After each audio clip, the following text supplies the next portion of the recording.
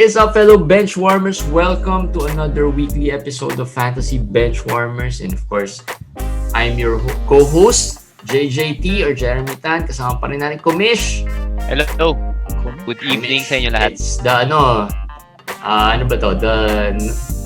the night of the after the game 5 game. So maganda tong timing ng episode natin kasi pwede natin pag-usapan yung game 5. And fresh off our minds, of course, last week we had Team Gamboa join us to talk about the Bucks. And shout out lang kasi congratulations kay Miss Team Gamboa is getting married as well. Na-engage na, kaka-engage na. So today, we have another guest, another diehard. Well, we have two guests. Yung isa, friend of Fantasy Benchwarmers. Kaya sabi ko, laging welcome to join us. Most guested person to. Diba? Thrice na si Joao. Hindi naman sa binibilang ko, Joao, pero na-realize ko lang today na parang si Joao, one of our most guested, of course, si Joao Pablo. Bucks yan, fake Bucks fan. Spurs East. Fan. Spurs East. Tama. Pwede. Pwede. Maganda yan. Alright, so, and yung guest natin yan, coming all the way from the United States, I'm sure, masaya kami because kumbaga pumayag siya despite the time zone difference, and alam ko medyo maaga din sa kanila. Si Mr. Miko Mallonga. Is it Mallonga? Mallonga. Miko Mallonga. Sir! Rally the Valley. Hard. Yan, rally. Yan ang die hard. Die hard. For Joao. Yes. Kumpleto I don't remember that. Kumpleto Pero just to give you a background how die hard, nakapanood na to ng 2 games during these playoffs, diba? Kinukwento niya sa amin, the first game of the Clippers series and then the first game of the finals. So medyo maganda talaga yung experience niya. Parang nakakaingit nga kasi never pa ako nakanood ng NBA game live. How are you, sir? I'm okay. Thank you for inviting me. Shout out to my friend Joao Pablo for referring me to Fantasy Benchwarmers. Actually, nakakatuwa nga na parang feeling ko, ako lang yata kilala ng mga tao na Phoenix Suns fan. Kasi even dito sa US, I was invited to another podcast sa Colorado naman. Since ako lang yung kilala nilang Suns fan, apparently. Pinoy podcast din? Hindi, American naman. Okay. That's nice. But they were looking for a Suns fan, and apparently, ang nahanap pa nila is Filipino. So, yun. So, pero in fairness, Suns fan medyo madami rin. I mean, we were surprised. Mas marami siya. Yung Bucks fan talaga yun yung medyo mas mahirap. Mahirap makuha kasi parang Bucks fan, parang who would be a Bucks fan for the longest time Parang before Giannis, medyo tagilid yung Bucks di ba? So I know hindi maganda yung timing because it was just after the game 5 loss. Pero let's go history muna. How did you become a Suns fan? Suns fan. So actually, I've been a Suns fan for 31 years na. Talaga? 31 years. Yung first exposure ko kasi sa NBA was 1989 nung Detroit Pistons LA Lakers finals. The first championship Detroit nung na-sweep sila Kareem. So, I don't know kung naalala nyo, yung meron pa yung channel na FEN, yung sa Clark. I was able to watch those games. Doon rin ako na-introduce sa NBA. So, doon lang ako nakakanood.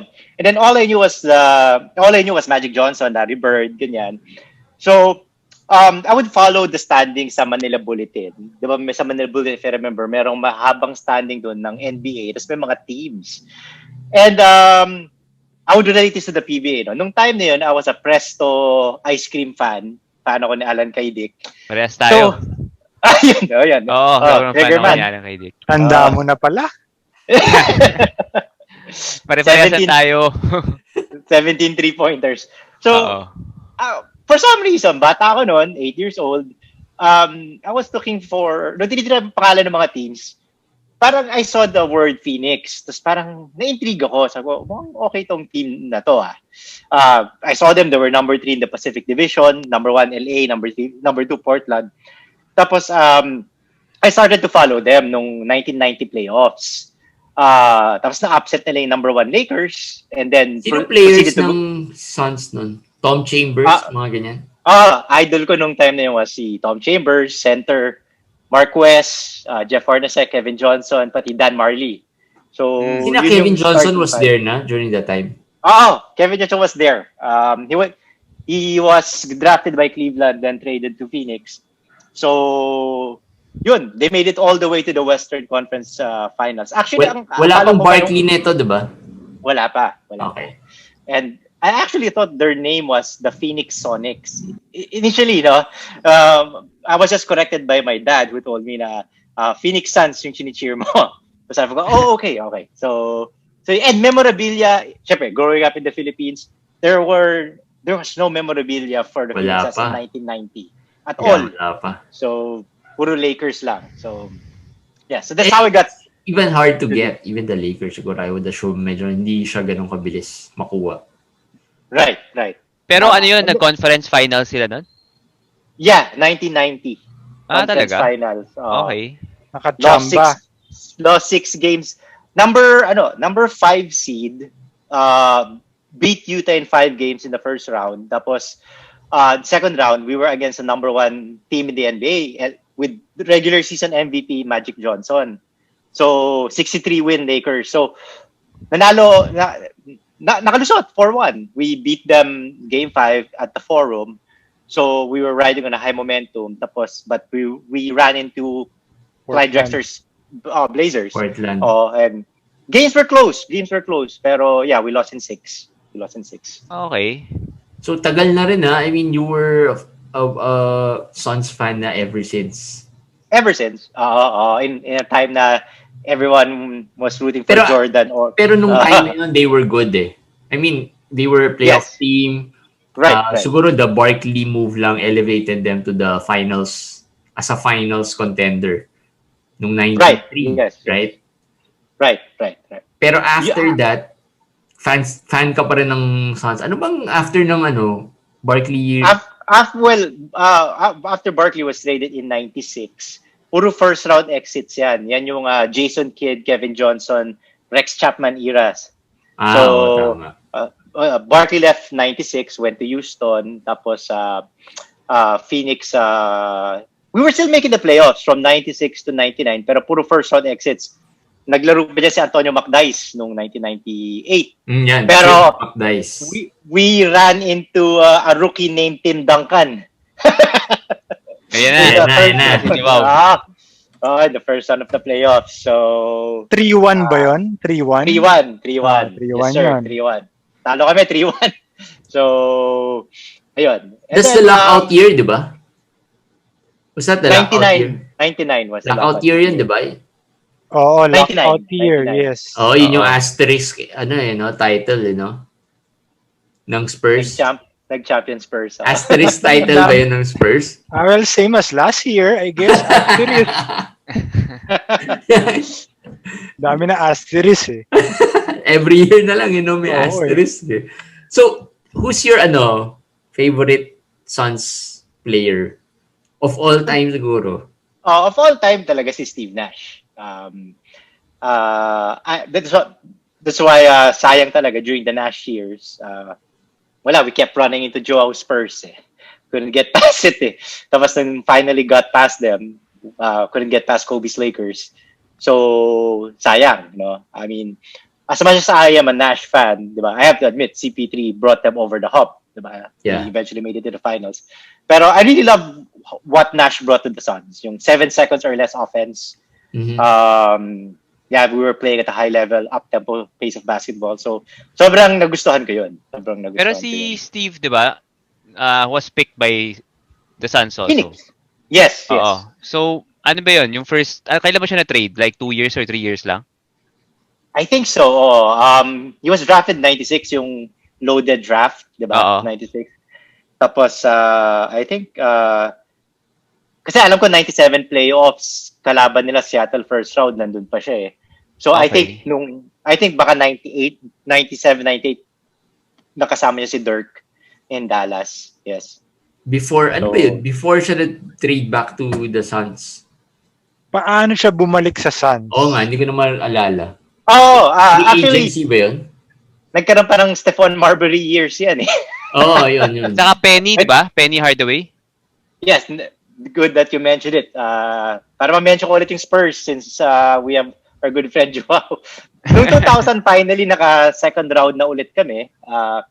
We beat an injury-riddled Spurs. So, may asterisk lang though. May asterisk. So, injury ni Duncan ata yon. So, nakalusot kami sa Spurs with Penny. Pero I think Penny was never the same when he went to Phoenix. So, yun. Tapos, 2000...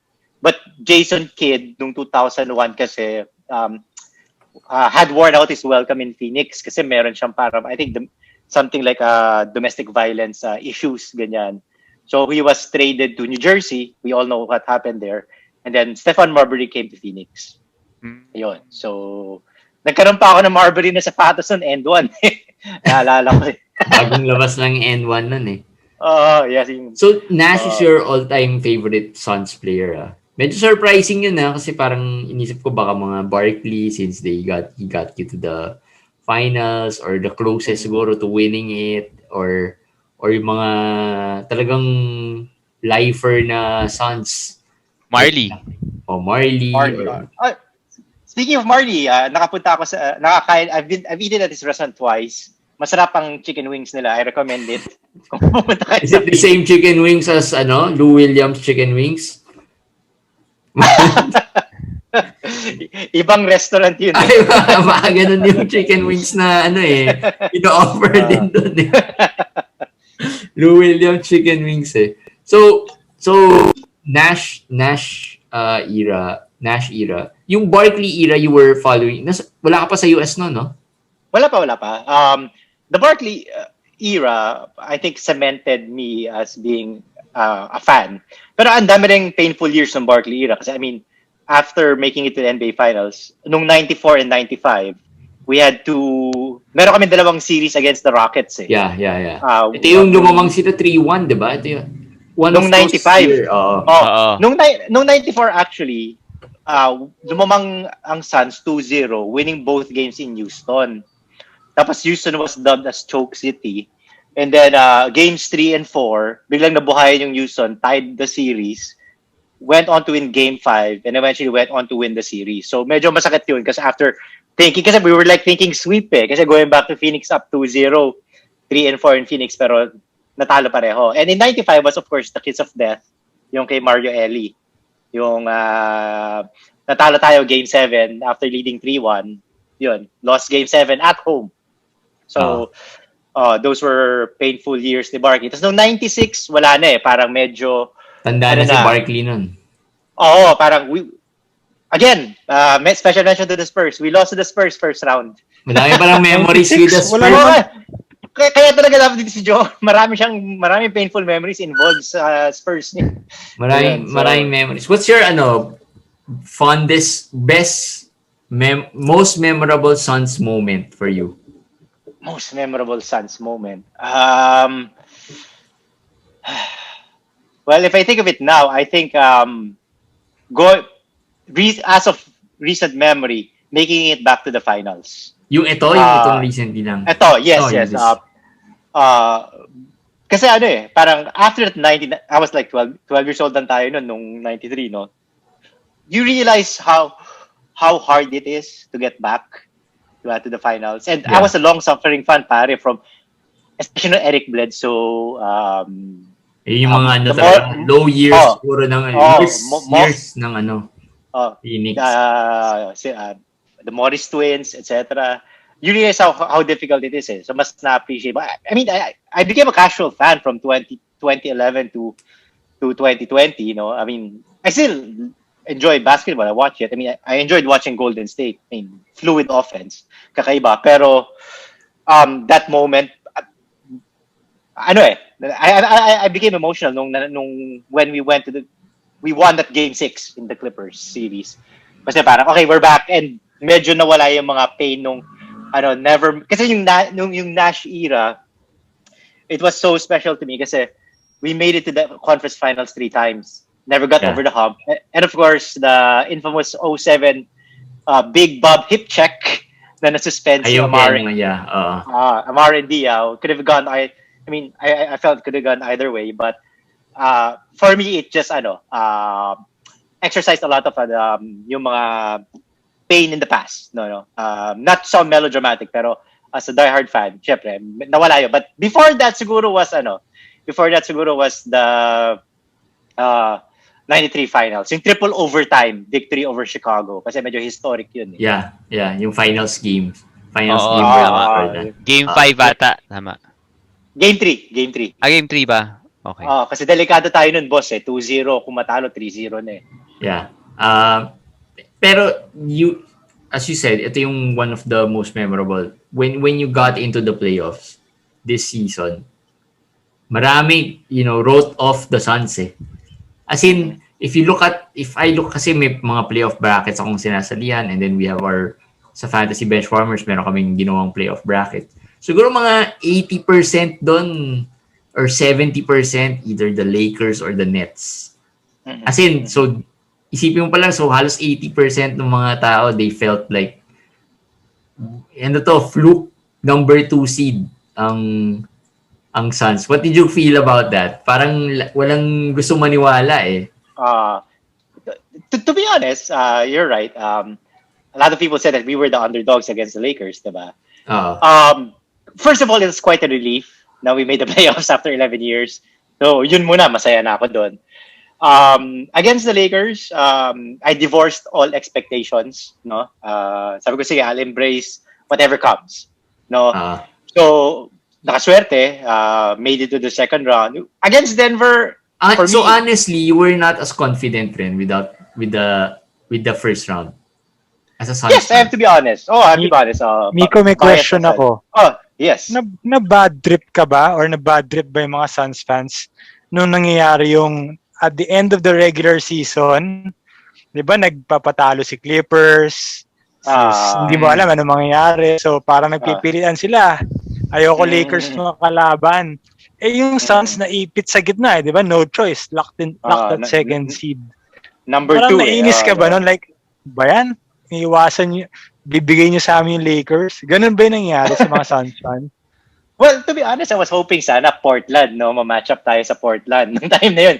Kasi the Portland, I think, was match up number 6 ata, di ba?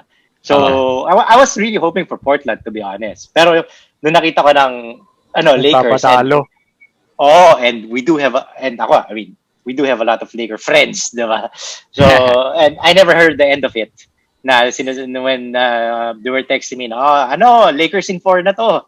Again, sweet. Yeah. So, sabi ko, sige, let's see how it goes. But yeah, nung pumasok na sa Denver series, I look at it as okay, sige, whatever happens from here on in, it's just gravy for me na bonus na. So, na sweep. I didn't expect a sweep against Denver, to be honest. And then it happened, and then nung nag-Western Conference Finals sa Clippers, sabi ko sa sarili ko, manonood na ako. Kailangan ko makanood. So, I flew down for game 1. And kakaiba. This Suns... Was it your first, playoff experience live? First playoff experience, yes. First playoff experience. And it was, hindi pa siya full, diba? Medyo full na kami noon. Kasi Arizona, medyo open ang Arizona eh. Okay. As opposed to other states. So we were, I think nung time na nanonood ako, mga 15,000 kami noon. Ang capacity kasi nung Phoenix Suns Arena, I think mga nasa 19, ganyan. Okay. So, just to give an perspective, this team has really galvanized the city. When I got there, kasi everyone, they were all nakasuot ng Suns jerseys, whatever. And then, basta naka-Suns, memorabilia, babatiin ka on the street, makipagkwentuhan sa'yo. And then, you could really feel the energy. Even in the hotels that I stayed in, yung mga tao, the concierge, everyone, lahat naka-Suns jerseys, etc. So, to be honest, I felt at home. I was like, sabi ko, I've been waiting for this my whole life. Na I've always been the outsider. Kasi, syempre, madalas, Lakers, Bulls. Yung mga Miami. Usual suspects. Miami Heat, Golden State. May kasama ka when you watch the game? Ako lang talaga. Ikaw lang. Ako lang, oo. Listen, Pero masarap din yun na manood ka mag-isa lang. and actually, you wouldn't feel alone kasi yung mga katabi mo, lahat yun, nagkukwentuhan pa kayo. And then, nag-fist bump, elbow bump. And ang saya nung atmosphere. And then, when nanood pa ako nung, tas they opened it up to the public for a viewing party. So, naka-experience na ako ng viewing party wherein they were playing in LA, no? And they were just charging us $10. Wait, viewing party, they were playing in LA pero you were in Phoenix? Yes. Arena, in the arena. Di ba taga-California? Parang yung sa ngayon, di ba? Pag nasa road, merong viewing party sa arena. Di ba taga-California ka, sabi mo? Yes. But in LA, Southern California, Northern California, ako sa may San Francisco area. Okay. Yeah, so I actually stayed there in Phoenix for mga 5 days kasi sinama ko na rin yung sightseeing sa itinerary ko. So, game 1, nanood ako ng live, and then game 3, nanood ako for the viewing party. Basically, they were just charging everyone $10. $10 lang, tapos sit anywhere you want. So, kakaiba rin yung atmosphere. It was like you were watching a real live game. So, I'm sure nakikita nyo yung sa Deer District, di ba? Yun. May ganun ba ang Phoenix? Meron sa labas, pero hindi kakayanin, boss, kasi 43 degrees eh. Mainit. Mainit. Sobrang init, Phoenix. I mean, I love the team, pero I don't... Pero ito, yes. Siguro, pause muna on the current playoff run. Pero di ba, there been, before this season, and I guess before last season, may mga backlash na on the Suns ownership, di ba? Like, it wasn't as good or parang tinitira yung Suns ownership before because of the way they treat the players. I forgot na kung ano or the way about the arena yata. Parang cost-cutting ata, if I parang ganun. recall, cutting corners, ganyan. So, yeah, I've heard about it, yes. Pero hindi naman yun na naging na naapektuhan yung pagiging fan mo of the Suns. Well, yeah, to put it this way, when Booker was drafted, no, ang average, ang mga wins namin nun, pare, were 19 wins, 21 wins, 22, 20, 23, ganyan. Even ang 8 biggest per season. Ang biggest achievement nun ng Suns was the 70 points yata ni Booker. Which was, in a 20-point blowout pa. So, actually, whenever people tell me about it, I don't put too much stock. I mean, props. I mean, kahit sino naman. I mean, hindi makaka 71 points, no? Pero, I mean, if you watch the game, we were trailing by 30 already in the third quarter. So, it wasn't as if na parang Kobe na nag-81 at nanalo, di ba? So, you have to put things in perspective as well. Yan pa isang controversial ngayon eh. yung kinulang? Ha? Sorry. Yung kino-compare si Booker kay Kobe na another controversial take for the past. Medyo na-offend yung ibang mga Laker fans and mga Kobe fans eh.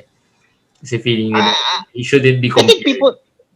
I think people shouldn't be looking at it as if Booker's being compared to Kobe. I think they should be looking at it from a point of view na kasi parang like si Giannis, diba? Giannis was challenged by Kobe, diba? Win the MVP, diba? And then after he won the MVP, nag-tweet si Kobe, diba? Okay, accomplished, now win the championship.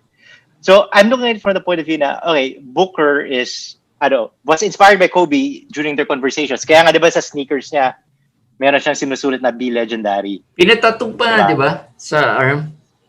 I think pinatatong ni Booker sa arm niya. Yung Be Legendary. Meron rin sa shoes niya. Sa shoes niya, yeah. Yeah. So, I think it's diba? Parang people should, I mean, Kobe fans should look at it as a compliment. Imitation is the biggest form of flattery, diba? It's Booker channeling Kobe in his game, diba? That's how much he admires Kobe. And nakita ko kanina when he was really trying to take over the game. Sometimes he was a little too aggressive. Kaya as napag-usapan nga natin, si Mikal Bridges, paborito ni Joao. Bakit paborito ni Joao? Mahilig ako ba sa 3-and-D, defense-oriented na okay. yun mga favorite ko. 3-and-D. Yun talaga yung ko eh. Diba? Only had 6 shot attempts, diba? But he made like 5 of them. So yun. And going back, medyo na pala yun. Going back to what you were asking. Let's go back to the playoffs. Ito, one question about the playoffs. Another parang hit na binibigay sa Phoenix ngayon is that they are lucky. Yung quote-unquote, sobrang swerte daw ng Phoenix. Dahil they beat teams who are handicapped. Lahat ng star players halos, or at least one of the star players wala when they beat them.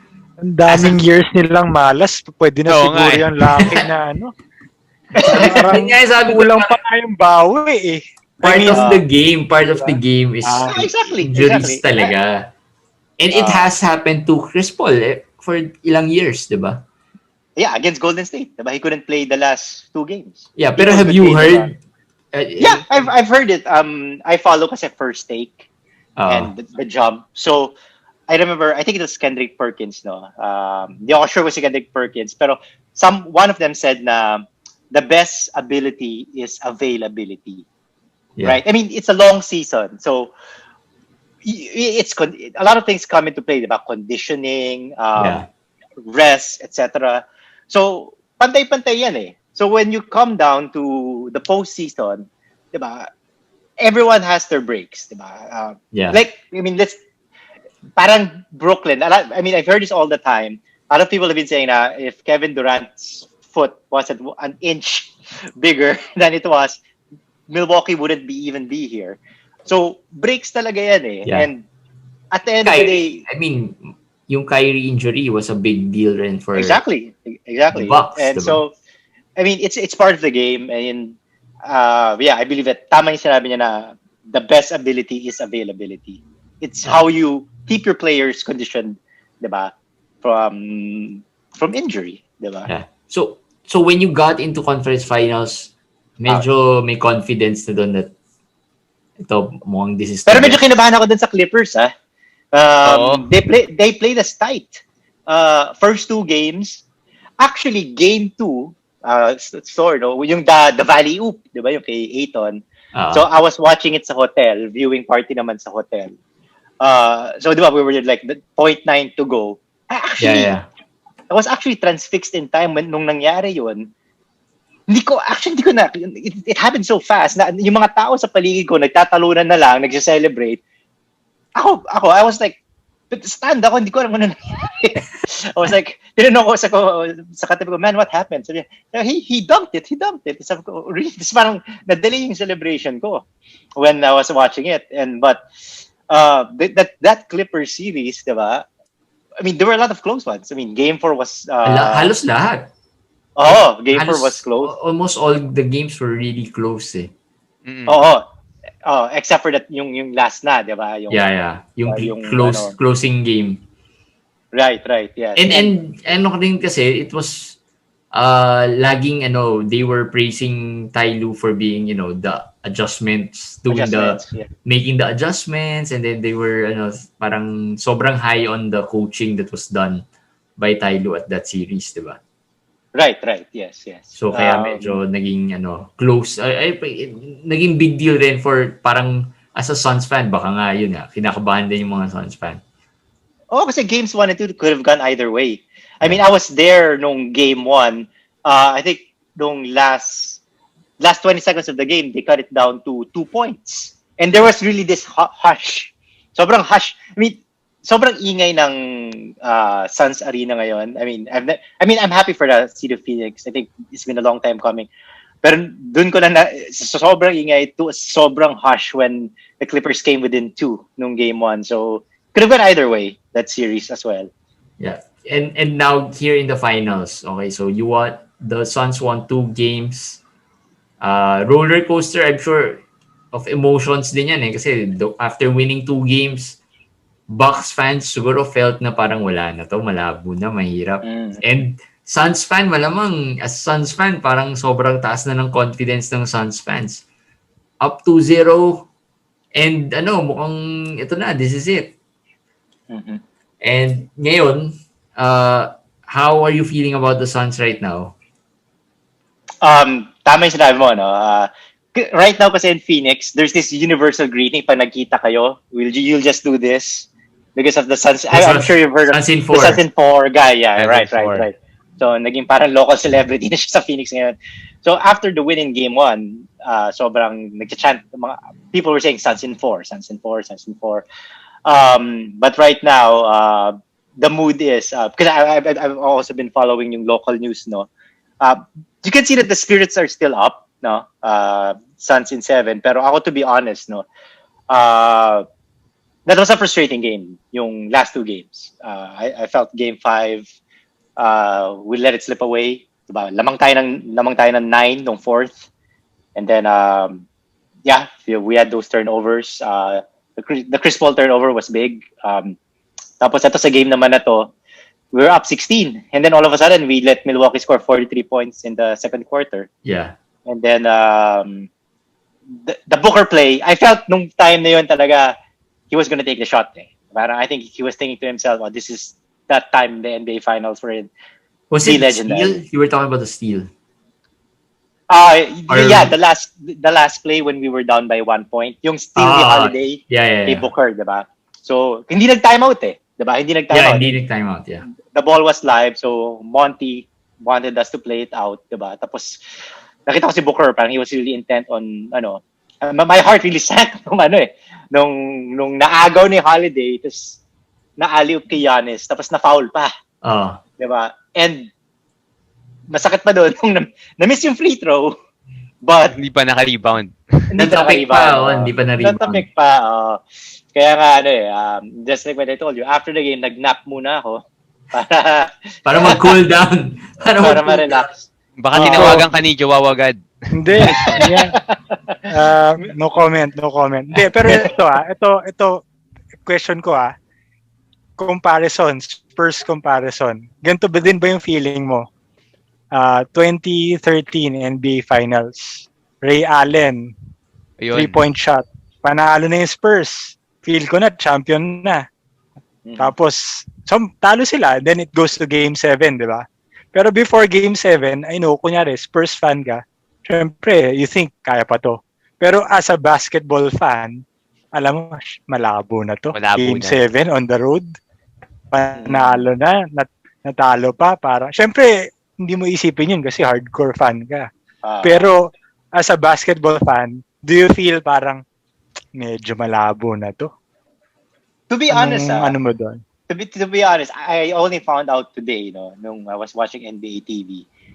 They mentioned the Suns have the best road record in the NBA. So nabuhayan ako nung narinig ko yun. Hindi ko alam So from the point of view of Phoenix Suns fan, of course, ride and die, diba? Ride or die with the Suns, diba? So from a basketball fan's point of view, of course, the odds are stacked against you. Diba? Game 6, the crowd's going to be crazy. Diba? I'm just hoping na yung distraction na yon na parang yung nangyari nung 1993 NBA Finals when Chicago was up 3-1. No, and then they were planning for the parade and everything. Phoenix took Game 5 on the road in Chicago. Kasi parang nag-distracted sila. So I'm hoping na baka ganon. But yes, you're right. I mean, of course, Game 6, diba? In Milwaukee. And right now, they have this wave of momentum. Drew Holiday has been unleashed. Diba? Chris Middleton, pare, I mean, he's not just an all-star. I think he's becoming to be a superstar. Grabe yung mga shots niya down the stretch. Especially when Phoenix came within 5. Tapos, nag-tres siya over Jay Crowder. I mean, dagger after dagger So, concerned lang naman ako sa iyo and sa Suns fans. Kasi na-mention mo kanina yung history ng mga heartbreaks Baka parating involved dun Hindi, Joao, ikaw, nung nangyari yung Ray Allen thing, ano ba ang ma-advise mo? Paano ka nag-get over nun? How long did it take to get over that?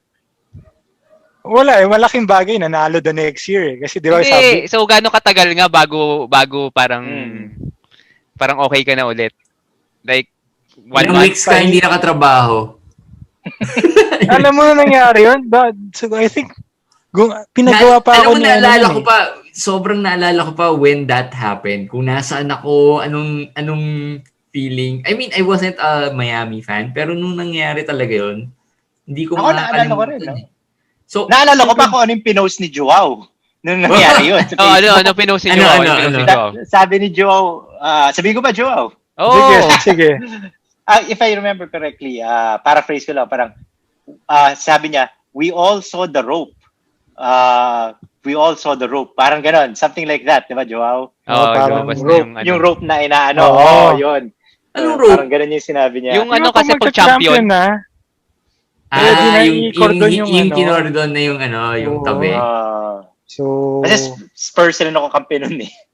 so Naalala ko yun kasi ultrasound ng asawa ko yun eh. Memorable talaga yung shot. Oo, tapos nag-ultrasound na, nagsisigawan sa labas. Lumabas ako. Pagbalik ko, Iniwan mo yung misis mo. pagbalik ko, nag-uusap na sila ng doktor. Tapos parang sabi ko, saan ka galing? Ay hindi, nag-CR na ako.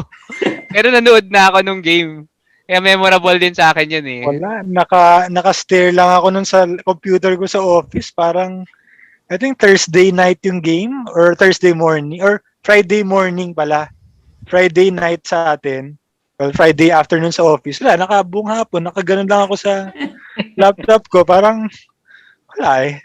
Tapos naalala ko, pinapagawa ko ni Hoopnut, ni Enzo Flojo ng pinagawa ko ng ano eh, ng series preview. So sabi ko, prediction ko, Spurs could win in Heat should win in 6 but Spurs could win in 7, parang gano'n. So iniisip ko lang, concerned lang ako sa'yo kasi Hindi, actually, pinaghandaan ko yan. Nung sabi ko, sige, tulad sa mo, baka hindi ka makafocus, di ba? O hindi ka makapagtrabaho. The past 2 days na dapat, yun yung free days ko from work, binasa ko na lahat ng mga cases ko.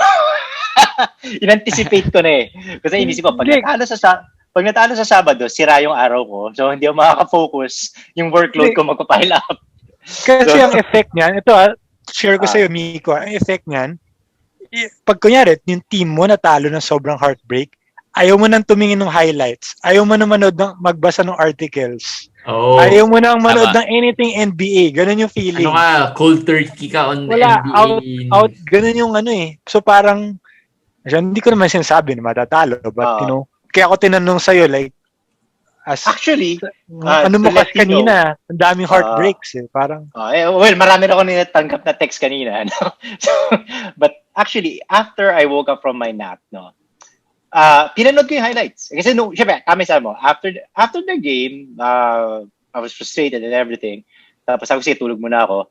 Pagkagising ko, I watched the highlights over and over again. Especially yung moment wherein humahabol. Kasi you try to look at something positive eh, moving forward to the next game. So I was looking at yung comeback from 14 down with 4 minutes to go na na-cut down to 1 point. Ganda nun. And then, Oo, di ba? Yung sayang, but nabitin. Tapos, I listened to the post-game interviews. Kasi I wanted to hear what Coach Monty had to say, what Chris Paul and Devin Booker. And I also wanted to hear what Milwaukee had to say. Kasi doon mo na makikita kung masyadong giddy rin yung mga players na baka they're thinking, this is over with. Doon mo na makikita na kung kami advantage. But, yeah, I mean, I think it was cathartic for me, no, to watch that. Para at least, okay, sige, game 6. Let's go. Tuesday. So, pero tama sabi mo. From a basketball fan kasi itong Bucks team na to, very resilient. Like, it's parang may different feel from itong Bucks team na to compared to the previous year's Bucks team. Sinabi kasi ni Giannis, parang I read an article, parang at the middle of the season na parang he's enjoying this team. Parang ganon. Parang dati hindi naman ganon yung mentality ni or yung kasi kakasign lang niya parang ngayon. Kakasign lang niya ng max. Pwede. Na-enjoy na talaga to. Yung dati, maliit lang sweldo niya kaya hindi pa niya masyado na-enjoy. Di ba? Ngayon medyo. Pero di ba ganon naman yung trend ng mga yung mga championship teams. Parang talo ng talo lagi sa simula. I mean, daming heartbreaks. Yung sinasabi ni Eric, the Oo. difference between the Bucks and the Suns. Yung Bucks nga is parang ang dami ng pinagdaanan. Itong Suns, yung Bucks pala maraming pinagdaanan. Yung Suns, parang bagito pa lang dito sa field na to. Into ano that Ngayon. yung present version ng Suns parang ngayon lang. Yeah. Kasi naintindihan ko yung fan base kasi syempre grabe yung Yung fan base, kawawa. kawawa. Pero yung etong core na to, parang first playoff run 'di ba? So ang hirap manalo at in your first try pa lang. Yeah. Diba? And first finals din to ni Chris Paul. O yun ba? Exactly. Of all the players, si Jay Crowder lang yung may championship experience, which was last year lang, and it wasn't really a good experience rin for him. It's not like they really won the title, diba? So parang, and ano rin, may observation din ako after the Western Conference Finals. Binantayan ko yung body language ng Suns versus the Bucks. Yung Suns, parang feeling ko they over-celebrated Nung after the conference finals, nakikita ko mga videos, Frank Kaminsky, nagpapakalasing na Parang title na Kaya sabi ko, mga ganyan, mga delikadong celebration yan Kasi mga good, parang they feel na, parang we're happy to be here in the finals rather than we want to win the title. Ewan ko, just That's as a fan looking from the outside, kasi Lakers fan naman ako, so actually that's a very astute observation yung sinabi mo kasi na-observe ko rin yan kasi nung nanalo yung Suns, nag-celebrate sila sa locker room parang yun nga tama-sama, champagne and everything, and yung Bucks after beating the Hawks nung game 6, very subdued yung locker room. Tapos sa Suns nagkaroon pa ng parade sa airport ng pagkadating nila from LA. So parang akala mo champion na, 'di ba? So you're right, parang there's that danger. You think you've already achieved it, but it's just beginning. So sa Milwaukee, wala masyadong fanfare. Na parang wala pa. Ito pala yung simula.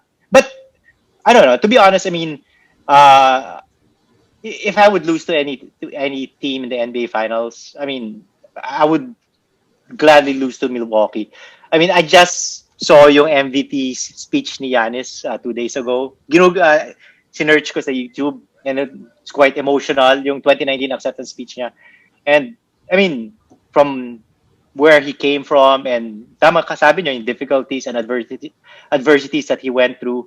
I mean, if he gets the chip, diba, it's fine by me. I'd rather have the Bucks than the Nets, no? Winning, baka may Brooklyn fan dito, pero I'd rather go for the Bucks. Well, marami rin ako lalang Brooklyn fan. Pero ikaw, Joao, ano tingin mo, Game 6?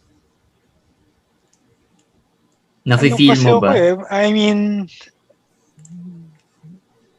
Drew effect yung feeling ko talaga As soon as they got him, parang at the start of the season, medyo lakas to. Ang questionable lang talaga for me, kahit na Spurs fan ako, si Bud Parang laging yung, di ba, to be honest, parang laging yung expression niya, parang, ano nangyari? Parang, what?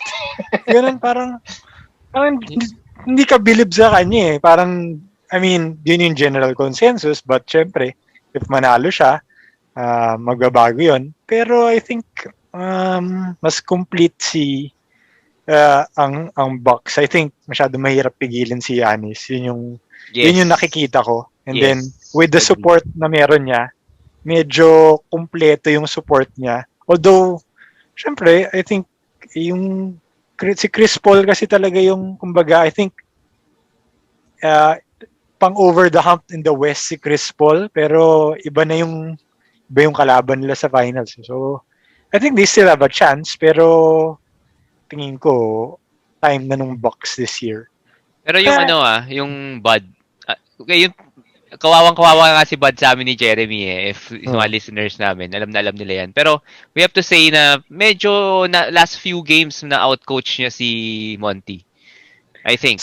Sinong question, who's on the coaching staff ni Monty and ni Bud? Hindi ko alam kung si Bud exactly. Si Bud ang I think top assistant yata niya si Darvin Ham. Darvin Ham, yes. Okay. Vin Darvin Ham. Baker is there. Yun lang yung mga kilala ko kasi former players eh. Saka Charles Lee yata, yung Charles Lee na parang candidate for coaching positions, alam ko eh. Mhm. So, Pero si Suns Monty, ba? Sino? si Willie Suns Green. si ano? Willie Green yan. yes. Willie. Oh, Willie Green. Okay. Tsaka Mark Which Bryant. is going to be the coach na rin ng di ba New Orleans. Pelicans. Yun, Pelicans, yes. So medyo solid rin. I didn't like yung move kasi ni Monty na he played Kaminsky. Ewan ko, game 3 ba yun? Yeah. Yung parang na-over si Kaminsky. Tapos kanina naman si Craig naman. So medyo may mga ano, tsaka yung Devin Booker ano rin na he didn't play him nung tambak nung game 3, tapos nung game 4 naman parang he sat him too long, I think, in the fourth quarter. Nung nag-fifth foul siya. So parang baka feeling ko may mga questionable moves, I think. Yun. Ayoko unahan na, the Bucks will win and the Suns will lose. Pero parang, kunyari, I'm a Suns fan pero hindi ako Suns fan. Pero kunyari yun, sabi mo, dami ng heartaches. Silver lining, I mean, ganda ng performance ng team. You didn't expect it na ito yung magiging abot tayo sa finals. Parang rejuvenated yung team. Pero syempre, depende kung long time Suns fan ka na, parang Hindi, pero ito yung ay, talo na naman. ito yung tanong ko kay Miko. Pero Yun nga, sinabi ni Joao, do you think ba ito is parang mauulit ng Suns or is it a beginning talaga, you think? Kasi si Chris Paul 38 na ba? 36. 36. So do you think na kaya, ito na yung the best? Kasi iniisip ko, pag tumanda si Chris Paul, pag nawala, anong mangyayari? Matanda na nga si Chris Paul. Hindi, I mean, pagka, talagang wala na. So kayo, like ikaw, anong tingin mo? Is this a start of something good or feeling mo this is mahirap ulitin tong run na ginawa nila? Well, I think it's the start of something good kasi meron kang solid foundation in Booker and Ayton, no? The big and the guard combination. So Chris Paul, tama, 36. I actually think that probably at best hoping siguro he has 2 more years. Hoping no, I mean very optimistic na ako dun, no? And but I do have to say, I love the re-emergence of Cameron Payne in these playoffs. I have to give it parang to him. Cameron Payne, siguro medyo close yung story nito to Sean Livingston parang ganyan Di ba? Parang puro injuries. And he was already playing in China. And then he was given a call by Monty. During the bubble, if you wanted to play sa bubble. So nung bubble, ang gandang performance nila, di ba? 8-0 champions nga daw. Yeah. So I'm quite optimistic with how Cameron Payne is playing, no? Tapos with Mikal Bridges and Cameron Johnson. I think Cameron Johnson is also a solid scorer and a good defender as well. So I hope to build on it. And tama sinabi nyo, I mean, even though I've been a long time fan, I never expected it to be this good this year. Diba? Let alone being able to watch a game 1 of the NBA Finals. No? So, I mean, I've waited for this my whole life na. Na-experience ko lahat yun. So, I can say, win or lose, I mean, again, I said, nung dumating yung Denver series, para sa akin, free punch na lahat to Alam mo yun? Na para kung ano mangyari, accept ko na So, pero masyado naman nating dinadown yung Suns 2 games naman, in fairness, 2 games were winnable. Yun ang sinasabi ko kay Eric and Miko. Parang the past 2 games were winnable. It was just, I can't say breaks of the game, pero certain parts of the game lang were really umangat lang ng konti yung laro ng Bucks in certain parts. Pero hindi naman siya breaks kasi there were defensive stops So I can't say na sinuwerte yung Bucks on a couple of plays. Pero I think... Hindi, tsaka may isa rin sila nag-emerge na player. Pat Connaughton. Biglang gumaling Biglang gumaling. Talaga, totoo yun. Gumaling dito sa finals. So, malaking bagay si Pat Connaughton. Mga tres niya, tsaka yung hustle plays. Yeah. Yung mga, yung mga clutch, yung mga timely threes niya in the fourth quarter, the past 2 games, medyo. Actually, game 4, malaki yung sa Game 4. Game 4 yung mga ginawa Yung niya. interest niya, yung pampalamang. Actually, I've been a fan of Pat Connaughton when he was playing in Portland. No? Parang nakita ko na, okay, this guy has hops, tapos may shooting naman. So sabi ko, sana mabigyan ng more opportunities. I just didn't know na mangyayari against my team. Pero last year, hindi naman siya ganyan kagaling eh. Last year, he was like a defender lang, ganyan. Yung taga-ubos lang ng foul, ganyan. Pag kailangan mo ng fouls, papasok mo Pat Connaughton. This year talaga medyo nag-improve talaga. And nabigyan niya opportunity kasi nga wala si DiVincenzo. So medyo siya sa rotation. Pero still, winnable. I think winnable. I can't still count out the Suns sa Game 6. I think kaya pa rin nila manalo if they come out. Important yung siguro yung first quarter to see how they come out. I hope they give Cam Johnson more minutes. Ako lang. I like Cam Johnson. I think siya yung dapat na ibabad nila kung off the bench. Kesa kay Craig. Actually, what Eric said, a lot of Phoenix native fans, yung mga nakakausap ko dun sa Phoenix, do believe Cam Johnson should be given more minutes. Natutuwa sila. Fan favorite yun pag pinapasok si Cam Johnson. Saka sobrang shooter. Dapat Very consistent. Si Cam Sino Johnson. yung Miko, yung kunyari, di ba, yung pag pinapasok sa laro, yung kunyari sa mga fans, papasok na naman yan, wag na ipasok yan. Sino yung mga ganun, yung naririnig nyo sa crowd na parang, ba yan, wag nyo na ipasok yan. Sino yung mga ganun sa Phoenix? Meron ba ganun? Well, Si Frank Kaminsky. Exactly, nung game 1, Frank Kaminsky. Pumasok siya, tapos yung mga fans na ano yung mga sinisigaw? Sinasabi nila na inaloko na parang, come on Frank, dazzle us with your amazing post moves. So, I mean, hindi ko nga alam but kasi before, actually, Frank was quite promising before Parang hindi ko na parang nag-regress Dati meron pa siyang 3-point shot niya, meron pa siyang mini hook, pero ngayon parang wala Naging liability. He was in a bad team before. Charlotte siya No, I meant last year. Giannis ba naman yung... Saka si Giannis yung katapat niya. Kawawa talaga. Nag-disappear totally sa playoffs. Saka siya yung supposedly backup big man nila. Pero pag siya yung nasa loob, hindi naman siya magbabantay sa big man ng Milwaukee kasi kinakain lang siya. So parang useless. Parang naging big shooter lang siya. Spot-up shooter. So, yun. Malaking bagay yung pagkawala ni Dario Yes. Dario Saric. Saric. Sabi nga ni Eric, Dario Saric medyo big deal din for the Suns. Wala, breaks of the game talaga I mean, that's the breaks of the finals So, kailan ba finals? Ay, game 6, sorry. Wednesday Manila time. Ay, Wednesday dyan. Tuesday dito. Tuesday night dyan. So, abangan natin. Guys, thank you. Miko, thank you very much. Thank you. Sobrang Thank you so much. Ganda to see the perspective of a diehard Suns fan. Nakakaingit yung Game 7. Pag nag-Game 7 daw, manonood yata ulit si Miko. Manonood ka ba pag nag-Game 7? Magkano tickets, Miko? Sorry. Last. Yeah. I was telling Joao, grabe yung resell na ginawa nila. This is how much I love the Suns. So, I got my tickets. Medyo taas na, upper box for the finals for 1.6. Tapos, the day before the finals, yung mga seats na katabi ko, they were reselling those 1.6 tickets for $15,000. Talaga? So, $15,000. Diba? And courtside seats. Wait, you got the 1.6. Hindi sa reseller yun. Hindi yun. Ringside reselling, we're going for $90,000. Wow. 90 90. Hindi, pero yung ticket mo, hindi sa resell, hindi through the reseller. Hindi sa resell. Binibili ko dun sa phoenixsuns.com. Yeah. So, actually, about the tickets, sobrang nag-spike talaga for the NBA Finals because my seats during the West Finals were parang sabi mo equivalent ng lower box sa Araneta.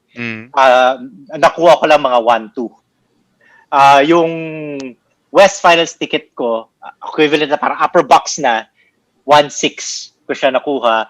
Tapos, they were reselling it the day before Game 1 at around 13,000, 14,000. So parang naisip ko, actually, kung gusto mo lang gawing negosyo, pwede mo ang benta, kita ka ng $13,000. Oo, laki nun. Exactly, di ba? But I think like what I was telling Joao and other friends of ours, sabi ko, dito pumapasok yung love for the game talaga. For me, it's all about the experience. Tama sabi nyo, I mean, when can this happen again? Yeah. Like what Eric's question, will this happen again in the next 5 years? Or maybe another 28 years? Who knows, diba? So, and the chance to just watch, diba? Like, ako nga, never pa ako naka-watch ng any NBA game. Kahit nga yung bulok na games lang eh. Diba? Di ba pasikatin natin ng fantasy benchwarmers? Ayan, para mapadala tayo. Nanood kami dati, smart all-stars dito. Sa Araneta. Sa Araneta. Pero at least sina Kobe naman yun. Medyo kahit pa paano sulit na yun. Ikaw ba, Joe? Nakanood ka na ever? Yeah, nakanood ako. Pumunta akong Sacramento. Yung magaling pa Sacramento yun? No. Yung year na injure si Tim Duncan. Ano? Okay. Ay, Sacramento kalaban. Pumunta, nasa San Francisco kami ng family ko. Sabi ng dad ko, check the schedule. Sabi ko, Dad, Spurs are playing in Sacramento. Sabi niya, let's drive. Nag-drive kami. Yun. Nood ako, nanalo Spurs, na-injure si Duncan. Natalo sa Suns sa first round. Doon sa game na yun? Doon sa game na yun. Yeah, oo. Minsan okay. Mo na-feel nyo pag yung tipong kunyari yung team nyo lamang na tapos biglang pag nanood ka, biglang humabol. Feeling nyo kayo yung malas. We've all felt that way. Kasi parang kanina, hindi nga ako nakanood ng game, pero box in 6 yung tinatry kong habulin. Kasi nga, may bracket akong ganun. Mm-hmm. Hindi ako nanood buong game. Pag start ko ng fourth quarter, humabol na yung Suns. Sabi ko, pucha, hindi. Nanood ka na. Nanood na ako noon nung fourth quarter, tapos humabol. Kaya bigla ako naisip na parang, pucha, malas yata ako. Dapat di na ako nanood. Pero sulit naman. Eric ba kaninang team kampi sa finals? Ngayon? Oo. Wala. Gusto ko lang more games. Depende ko lang maraming games. Gusto mo lang maraming games. Sana mag-game 7. Sana mag-game 7. Pero alam ko si Jeremy Milwaukee yan. Pero ako kahit wala akong Boxing 6, wala naman talaga akong yung bet ko lang dun na yun lang yung hinahabol ko manalo dun sa bracket. Pero wala naman talaga akong team rent since Lakers naman kami. Wala naman Lakers. Pero yun guys, thank you. Thank you so much for joining us. Yun guys, thanks Miko and good luck sa Suns. And ingat kayo dyan in the US. You're in California now, no? Yes. Okay. Joao, ingat ka rin Thank dyan. you. Salamat for dropping by. Guys. Friend, namimiss na namin. Enjoy ako. Yun, thank you. Pag nanalo yung Suns. Hindi ba mananalo? Malabo na. Pag nanalo, invite natin ulit si Miko. I'm sure, exciting yan. I'm sure masayang-masaya si Miko noon if nanalo yung Suns in a Game 7, di ba? Joao, thank you. Thank you. Of course, friends of Fantasy Benchwarmers niya si Joao dahil sa namimiss na namin yung fantasy discussions eh. Malapit na in July 29, di ba, draft? So, pag-uusapan natin draft in terms of fantasy basketball. Alright, we'll see you again when we see you. Bye, guys. Okay, thank you. Bye.